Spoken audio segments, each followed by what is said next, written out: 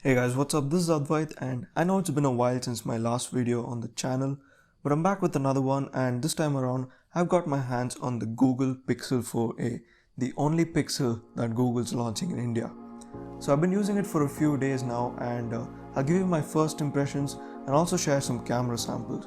So yeah, without further ado, let's get started. Life is just always mysterious and surprising. You never know what's around the next corner. You never know what's around the next corner.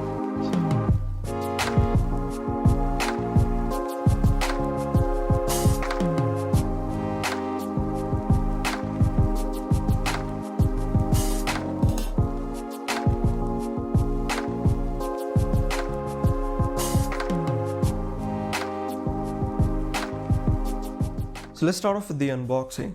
The first thing we have is of course the phone itself, the Google Pixel 4a, and beneath that we have the SIM ejector tool along with the standard user guide and manuals, and underneath that we have what Google calls a fast charger rated at 18 watts, which is really not that fast considering today's standards. But anyways, along with that we have a Type-C cable, and last but not the least we have a Type-C OTG adapter. So that's pretty much it for the box contents. I would have liked to see a case in the box, but Google has instead thrown in this USB-C OTG adapter, which I guess can be pretty handy as well. So yeah, that's it for the unboxing. I won't take too much of your time with this. Let's get to the phone itself. So as I said at the start of the video, I've been using this phone for a few days now, and the first thing that I noticed immediately is how compact the phone is. It can easily be used in a single hand, and that really cannot be said about majority of the phones that have been launched this year. And towards the back, again, it is made of plastic, so it does feel less premium than some of the other smartphones in this segment, but hey, it does have the classic fingerprint scanner at the back, and it is the soft touch finish, so it does gather significantly lesser fingerprints. Now coming to the physical overview, towards the top we have the headphone jack, which is nice to see, and a microphone. Towards the right we have the blue accented power button and the volume buttons. Towards the bottom we have the speakers and the Type-C port, and finally towards the right we have the SIM tray, which only supports one physical SIM. The other SIM would have to be an eSIM, and of course there is no micro SD card support. The smartphone does feature dual speakers, so there's one speaker at the bottom and the earpiece does act like another speaker, giving that stereo effect. Now moving on to some of the key specifications, let's start with the display. The Pixel 4a features a compact 5.8-inch OLED display with a Full HD Plus resolution. The display features a left-aligned punch hole cutout for the selfie camera, and it does have HDR support. Now before talking about the display quality itself, I have to say that Google has finally put some good-looking displays on their Pixel phones this year. I mean, let's face it, the displays on Pixel smartphones up until now really weren't that pleasing to the eye, and it's nice to see that Google has finally taken that feedback and put some nice and modern displays on their phones this year. Now coming to the display quality itself, I have to say it is very good. Yes, it is a 60Hz display, so it may not be as smooth as some of the other smartphones in this price segment which features say a 90Hz or a 120Hz screen, but nonetheless the display is color accurate and it is an OLED display after all, so you can expect the deep blacks and great contrast ratios.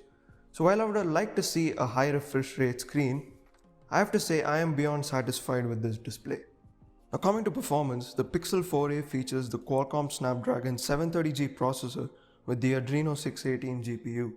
The handset comes in only one variant, that is 6GB of LPDDR4X RAM and 128GB of UFS 2.1 storage. It is also worth mentioning that the handset features a dedicated Titan M security module, so that does add an extra layer of security. Now look, the 730G isn't the most powerful processor in the price segment, and the phone doesn't feature the fastest storage or RAM either.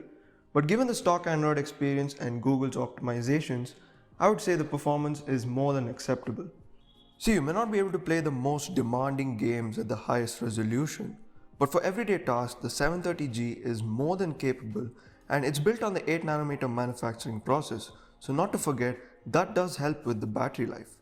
Now while on the topic of battery, the Pixel 4a features a 3140 mAh battery with 18W fast charging. Now you might be put off with the small battery capacity, and initially I was as well. But after using the phone for a few days now, I was pleasantly surprised. Now, thanks to the 60Hz screen and a pretty efficient processor, the battery on this phone can easily last for a whole working day, and the standby time is actually really good. So trust me when I say this, you will not be disappointed with the battery life. Mysterious and surprising. You never know what's around the next corner. You never know what's around the next corner. So yeah, I saved the best for the last, that is the camera and software. Let's start with the cameras. So towards the back, the Pixel 4a features a single camera setup. Yep, not 2, 3, 4 or even 5 cameras that we're seeing in smartphones nowadays. It's just a single 12.2 megapixel sensor with an f1.7 aperture. And fun fact, it is actually the same sensor that was used back in the Pixel 2. So Google hasn't changed the hardware but has used its exceptional computational photography to achieve some great results. I mean, just look at these shots. The Pixel 4a is able to capture some great shots in daytime. The colors look natural and the photos do have a tad bit of contrast and increased sharpness, but it's not overdone and it looks pleasing to the eye. And again, here are some shots in portrait mode and some digitally zoomed shots. So you be the judge of these and let me know what you think of these photos in the comments down below.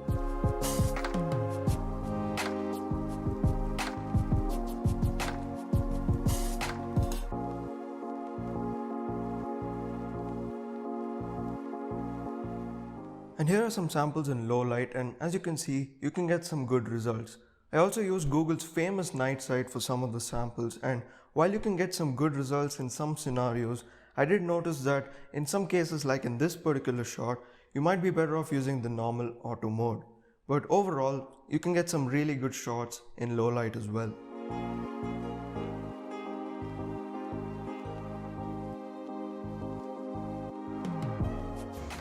So guys, this is a sample video from the rear facing camera of this Pixel 4a, and the audio is also being recorded via its internal microphone. So again, there's a lot of background noise, so we'll see how the audio is getting captured. And the phone also features optical image stabilization and dual pixel autofocus. So if I go near an object like this, again this is purely autofocus. As you can see, the autofocus at work. So yeah, this should give you an idea of the video recording capabilities. Let me know in the comments what you think. Now, do I miss an ultra-wide-angle lens on this phone? Of course I do. I mean, given the fact that phones 1/3 the price feature an ultra-wide-angle lens, I feel that Google really should have included one on this phone. But take nothing away from the fact that the rear camera on this phone is pretty amazing, and I would say it is probably one of the best in its price range. Now, moving to the front-facing camera, it's an 8 megapixel shooter with an f2.0 aperture. And as you can see from the sample shots, the kind of sharpness that you're able to get from just an 8 megapixel shooter is actually pretty amazing. And if you look at the portrait mode shots as well, I had a mask on purpose, and the edge detection is also done pretty well. So yeah, front facing camera is also really good on this phone. Last but not the least, let's talk software. And I would say this is Android at its very best. No bloatware, no ads, nothing, just a clean software experience directly from Google based on Android 11. And this phone is also guaranteed updates until Android 13, so that's nice.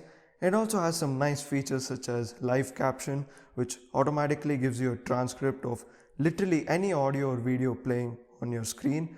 It also has another feature called Now Playing, which automatically gives you the name of the song that's playing in the background. So such features combined with the clean user experience constitutes what is the Pixel experience. And trust me when I say this, Android software doesn't get better than this. So overall, for an asking price of Rs 31,999 or $349 US, should you buy the Pixel 4a? But that really depends on what you need from a smartphone. See, if you're looking for max performance, a high refresh rate screen, a large battery, or maybe even an ultra wide angle lens, then you might want to look elsewhere. But if you're looking for a compact phone which has great cameras and probably the best software experience and just does the basics right of what you expect from a smartphone, then close your eyes and just get the Pixel 4a if it's available. The reason I say that is because during its first sale in India, the Pixel 4a was available at a discounted price and it was sold out in just 30 minutes. And as of making this video, the phone is still out of stock. So if you want to get one, you'll have to be quick. So yeah guys, that pretty much sums up my initial impressions and thoughts on the Google Pixel 4a. If you like the video, do smash that like button to let me know and subscribe to the channel for more tech videos like this in the future. Thanks for watching. I'll see you guys in the next one.